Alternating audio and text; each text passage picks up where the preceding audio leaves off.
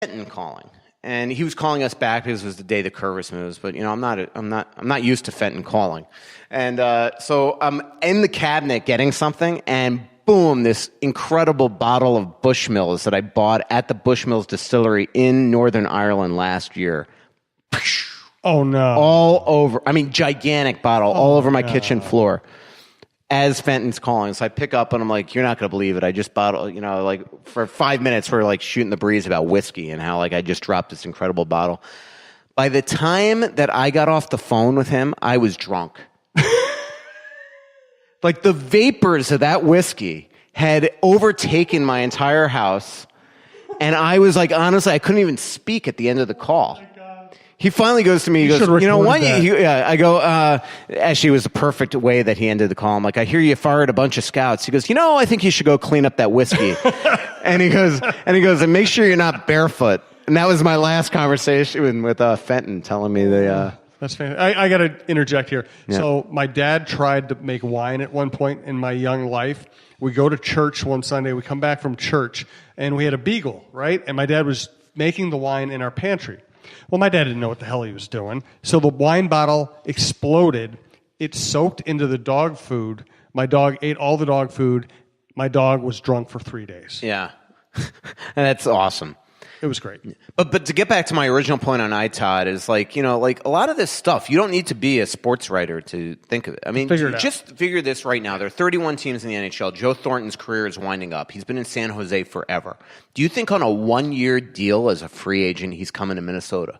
Like, you don't have to wear your wild heart on your sleeve to know that Joe Thornton is not coming to a place that he doesn't think has a chance to win the Stanley Cup. And I get that the Wild have made the playoffs 6 years in a row, but he's going to want to go someplace where he knows that there's a real chance. Now, if there are no other options out there, but, it's just like he's not molding the Wild's young kids. First of all, the Wild aren't even a young team. Like they're an old team. So that's my feeling on that. And you made it clear. From Ralph Wiggum, why is there talk about upgrading the backup goalie position? How does this get you out of the first round unless you win the division? You still get Winnipeg, Nashville, Chicago, St. Louis. Is the argument that Dubes needs more rest hasn't been the case yet? Yeah, somebody wrote me back after some flippant comment, and I almost said this is why I shouldn't tweet anything. And this really is. I mean, this is what happens when you just kind of throw out a tweet. And it used to never be that way in the old days. You'd report out an entire story during an entire day, and then you'd write a story that'd be in the next day's paper. Now it's like you get little information as you get it, and you throw it out on Twitter, and then you have the Wild fans like, oh, yeah, that's really their priority. Like, that's the only thing the Wild are going to do. And same thing here. It's like, look, I'm not saying Alex Stalock is going to get his job, and I'm not saying that, right, frankly, right now, I'm not convinced the Wild are going to spend their money in that way. But look, Devan Dubnyk's got 3 years left on his contract. He's the number one goalie here. Nobody's trading for him right now. So if you can get in my eyes, if you can get another potential number one in here, come in on a quality deal and send Alex to the minors, maybe you can hit lightning in a bottle and get past those teams that he's worried about. And so it's not the arrest thing, but I will say in the second half of the season, yet again, Bruce Boudreau showed he had little confidence in his backup goalie, barely played him, much to the chagrin at times of Stalock, and Dubnyk might have gotten tired, although I don't think he was your problem in the playoffs, although I do think in Game 5, he probably should have been pulled in the first period right away and just thrown Stalock in just to calm things down. Kind of like Peter Laviolette did to Rene. In fact, I will tell you that I have talked to Bruce Boudreau, and when he watched Laviolette do that with Rene, he's like, that's something I wish I did, But look, if you can get another guy in here that can push, that'd be better. But the reality is that one reason why I was hearing the Wild were calling on goalies was something at that day I didn't know yet, that they were getting rid of both Mikulik and Vey. So one reason why I called a couple agents and he called him my goalie is because they got rid of their 2 minor league goalies. So Kakinen's coming, Stalock's here that could wind up in Iowa, but they're also looking for a 2-3, one that's going to push Stalock, but also potentially wind up in Iowa. So that's my answer on that. Got it. Colin Jacobson Would signing Carter Hutton be a smart move? Yeah, but he wants a lot of money. He has a potential of going to Buffalo at big money. That's the one thing I will say is that those guys are getting big money. So your choice of getting one of these other guys that are experienced would be all right. Let Cam Ward go to Chicago. Let Carter Hutton go to Buffalo. Then let Jonathan Bernier go to Detroit. Then figure out where Leonard's going. Carolina's going to get somebody, and then all of a sudden you have all these other names out there. And I know they're not names that are going to just knock you out, but might be good number twos. The Letnins of the world and the Chad Johnsons and those guys, and you kind of let the chairs disappear, and then all of a sudden they're panicking and have to sign a deal, whether it's on a cheap one-way or a two-way. So I don't think that I could see goalie not being a July 1 signing. If they're again they got to get a goalie at some point, but it could be just your prototypical number 3. From Willie Zaremba, I know it rarely happens, but why were some NHL players under contract allowed to the KHL, but not KHL to the NHL? Well, there's no transfer agreement between the NHL and KHL. So again, these guys can go AWOL if that's what you're asking. Go to Russia. The problem with the KHL, according to Dan Melstein, is that if you don't give 18 months notice, that you can't come here. And so by the time the Kaprizov could, they'd have to pay all this money back in his contract. So, and by the way, Milstein also said today that Kaprizov cannot come to development camp. He says that because he's under KHL contract, it's not allowed. I've heard that from a lot of people, yet the Rangers have a KHL kid right now there. So I don't get it. It's all shady dealing with Russia. One thing we haven't talked about is the no trade clauses on the list that Fenton did get, and maybe you'll get a Twitter question. But I did find out this week that Fenton, during draft weekend, got the no-trade list of Dubnyk, Stalock, and Stahl. And it's being painted to them that this is just something that he wants for a formality for his records. But I do think that he had a potential trade involving one of those three, probably Stalock or Spurgeon, or Stahl or Spurgeon. And my guess is that all of a sudden, hey, where's their list? And they didn't have them. And the thing with, from what Chuck Fletcher has always told me is that he has never really asked for, even though these guys had no trade lists, some of them, the Pominvilles, the Dubnyks, the Stahls, the Spurges, he never asked for them every year to give them a list because he doesn't want in their head that they could be traded. Right. So last year, when all of a sudden the Buffalo thing came up, he went to Pominville and said, do you want to give me a no-trade list, or would you waive essentially your no-trade and go to Buffalo? And Pominville was willing to do that.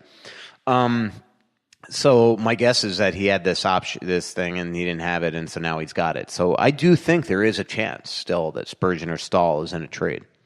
Interesting. Let's see. The next one is from Danny Grant on Twitter. What's realistic for Dumba and Zucker when and if the Wild signed them both? 6 times $5 million for Zucker and 3 times $6 million for Dumba? That's what Newport would want. Newport's probably coming in at 7, knowing them.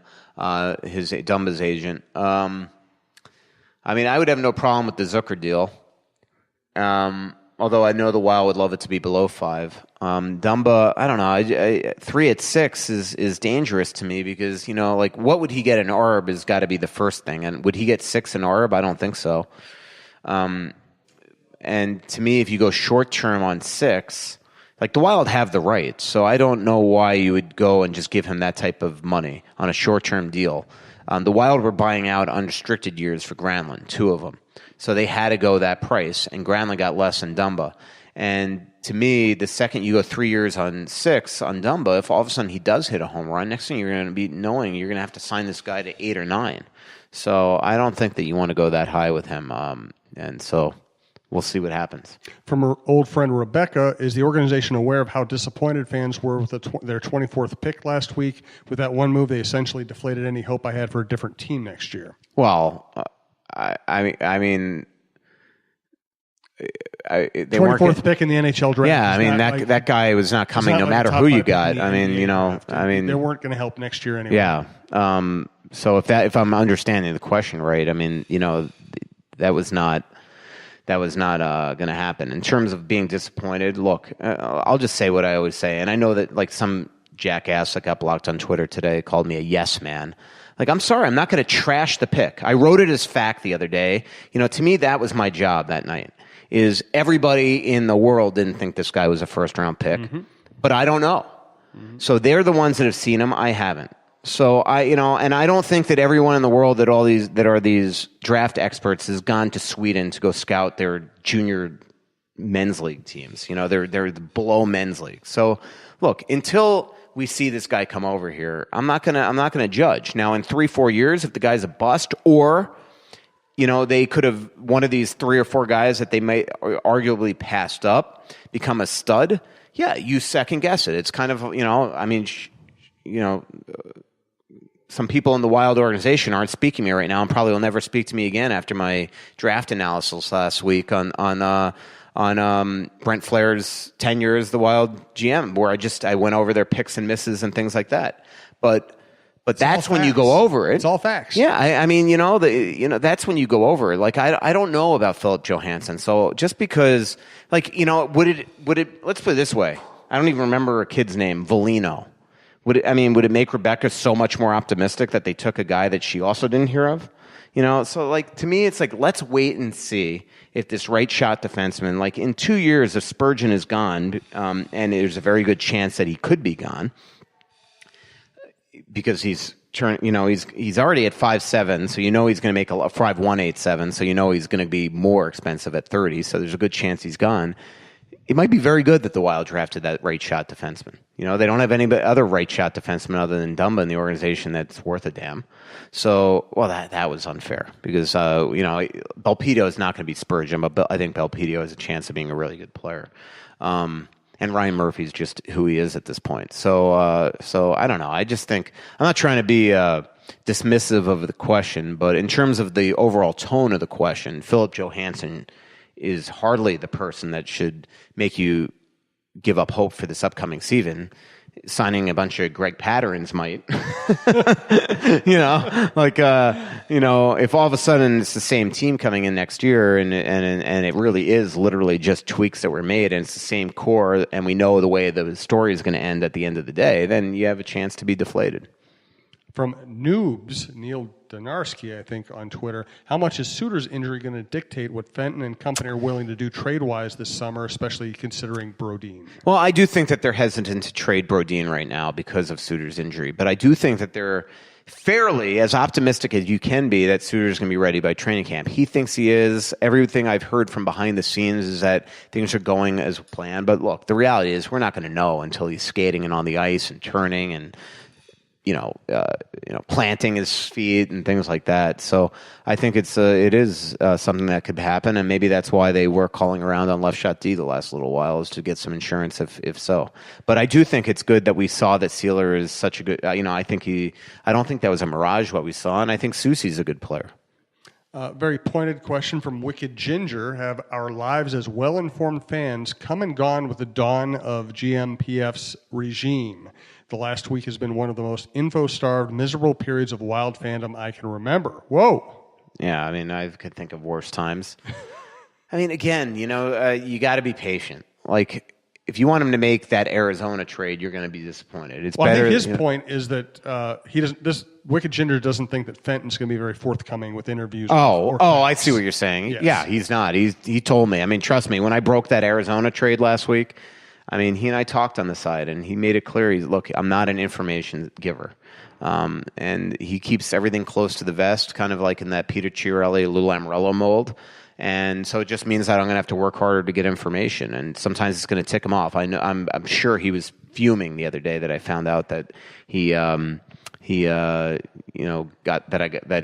for the no trades of those 3 veterans, and there have been other things that he's been miffed that I've found out, and look, that's my job. And I do think that he could work better with us. All of us. I just think that sometimes look, I'm not saying give us scoops, but I do think that there comes a point, and I told him this. I said, I think that we are a conduit, and you don't want me shooting from the hip and just guessing what you're doing. Sometimes if you're doing something, it's best to say, look, this is the reason, and let me understand certain things, and this way I can explain it to the fans with a basis of fact rather than just guessing. And, a perfect example is like, look, I'll be perfectly honest, everything I'm doing that I did right now on The Athletic in terms of their free agents, that